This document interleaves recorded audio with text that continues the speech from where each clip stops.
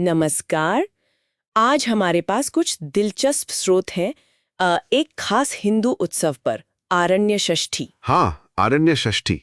तो चलिए इन स्रोतों को जरा करीब से देखते हैं, समझते हैं कि ये त्योहार आखिर है क्या। बिल्कुल।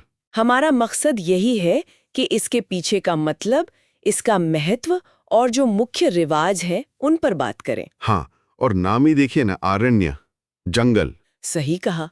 आरण्य यानी जंगल और षष्ठी मतलब छठा दिन। ये खुद ही काफी कुछ इशारा करता है। बिल्कुल। तो शुरू कहाँ से करें? शायद समय से। ये कब मनाया जाता है? स्रोत क्या कहते हैं? हाँ, तो स्रोतों के हिसाब से ये ज्येष्ठ महीने में आता है। ज्येष्ठ माह मतलब मई जून के आसपास? हाँ, वही। और ज्येष्ठ के भी शुक्ल पक्ष की षष्ठी तिथि को। शुक्ल पक्ष, जब चांद बढ़ रहा होता है। बिल्कुल, उस पखवाड़े का छठा दिन। ये समय भी मतलब कई पारंपरिक कैलेंडरों में खास माना जाता है। अच्छा, और ये त्योहार समर्पित किसको है? नाम से तो लगता है देवी षष्ठी को। हाँ, उन्हीं को समर्पित है, देवी षष्ठी। पर इन स्रोतों में उनके बारे में क्या खास बताया गया है? मतलब किस रूप में पूजा होती है उनकी? देखिए, यही बात दिलचस्प हो जाती है। इन विवरणों के अनुसार देवी षष्ठी को बच्चों की दिव्य रक्षक माना जाता है। बच्चों की रक्षक? हाँ, खासकर नवजात शिशुओं और छोटे बच्चों के स्वास्थ्य, उनकी सलामती की देवी। ओह, उन्हें मातृ कृपा का, माँ के आशीर्वाद का प्रतीक भी कहा गया है।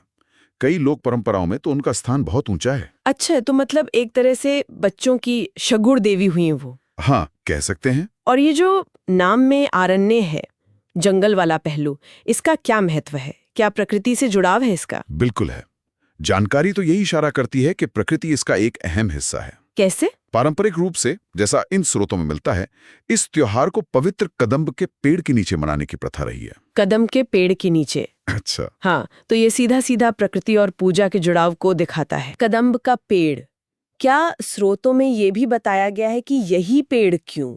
कोई खास वजह? हाँ, देखिए, स्रोत इस बात पर जोर तो देते हैं कि कदम वृक्ष पवित्र है और पूजा उसके नीचे होती है।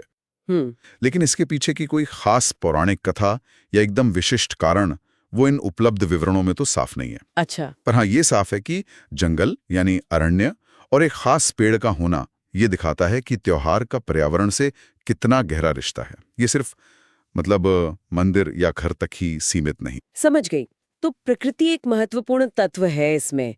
अच्छा, क्या देवी षष्ठी का किसी और देवी देवता या कहानी से भी कोई कनेक्शन बताया गया है इन स्रोतों में? हाँ, एक और कनेक्शन सामने आता है। वो है भगवान स्कंद के साथ। स्कंद यानी कार्तिकेय। हाँ, वही, कार्तिकेय। हम्म।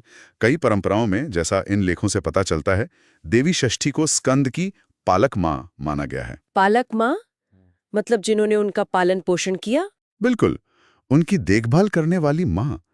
तो ये मातृत्व के एक और रूप को भी सामने लाता है, पालक मातृत्व। वाह, ये तो बहुत गहरा पहलू है।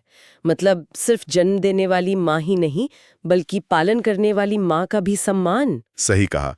तो अगर हम इन सब बातों को जोड़कर देखें, तो आरण्य षष्ठी एक ऐसा त्योहार नजर आता है जिसमें प्रकृति के लिए सम्मान है, मातृत्व के हर रूप के लिए श्रद्धा है। हाँ। चाहे वो जन्म देने वाली माँ हो या पालन करने वाली, और सबसे बढ़कर बच्चों के कल्याण और उनकी सुरक्षा की कामना। और ये सब देवी षष्ठी की पूजा के जरिए होता है। बिल्कुल। तो अगर संक्षेप में कहें, आज हमने इन स्रोतों से समझा कि आरण्य षष्ठी ज्येष्ठ महीने के शुक्ल पक्ष की छठी तिथि को मनाया जाता है। हाँ।